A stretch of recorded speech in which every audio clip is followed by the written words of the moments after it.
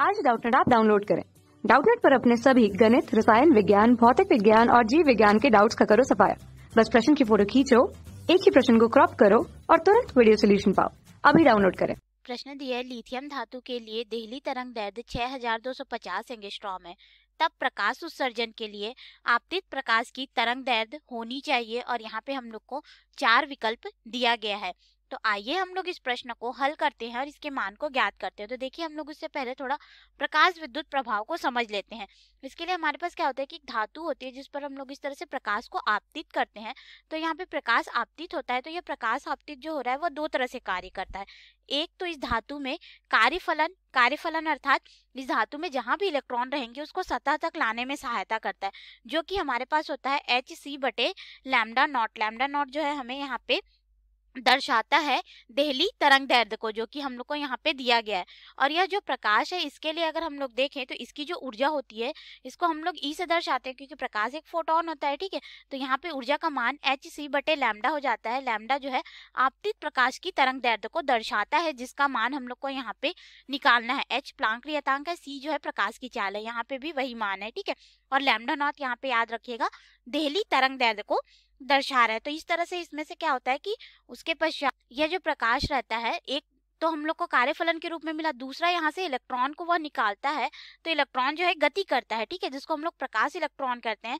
तो उस समय इसकी जो गतिज ऊर्जा होती है जिसको हम लोग ई के से दर्शाते हैं, ये हमारे पास हो जाता है 1/2 mv मैक्सिमम का वर्ग, यानी कि उस समय उसका वेग जो रहता है अधिकतम रहता है। ठीक है, तो ये हमारे पास कार्यफलन हो गया। अब देखिए, देहली तरंग दैर्ध्य का मान हम लोग को यहाँ पे लैम्डा नॉट के रूप में दे दिया गया है,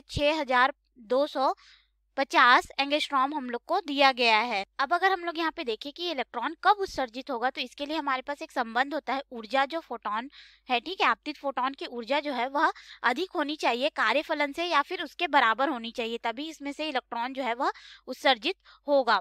ठीक है, तो हमारे पास इस संबंध से अगर हम लोग देखें तो ये हो जाएगा hc/लैम्डा बड़ा या फिर बराबर होना चाहिए hc/ यहाँ पे लैम्डा नॉट के। ठीक है, तो यहाँ से अगर हम लोग देखें तो दोनों तरफ hc और hc बराबर है, तो यहाँ से ये मान जो है कट जाएंगे और हमारे पास हो जाएगा 1/लैम्डा बड़ा या फिर बराबर होना चाहिए 1/लैम्डा नॉट से।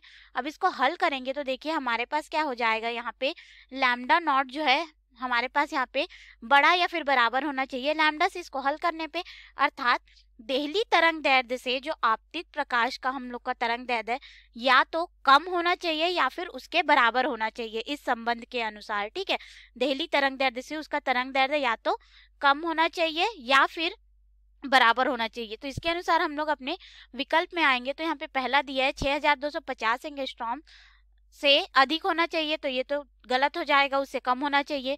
उसके बराबर होना चाहिए, हाँ बराबर हो सकता है लेकिन उससे कम भी होना चाहिए। ठीक है, तो हम लोग इस विकल्प को नहीं ले सकते। और यहाँ पे 6250 एंगस्ट्रॉम के बराबर या अधिक होना चाहिए, तो अधिक नहीं कम होना चाहिए, तो ये भी गलत हो जाएगा।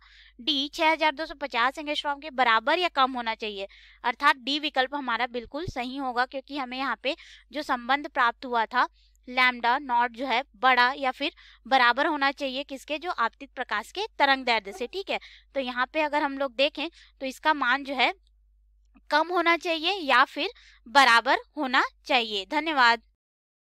कक्षा 6 से 12वीं से लेकर नीट, IIT, JEE वो एडवांस के लेवल तक 1 करोड़ से ज्यादा छात्रों का भरोसा। आज ही डाउनलोड करें डाउटनेट ऐप या व्हाट्सएप करें अपने सारे डाउट्स 8400 400 400 पर।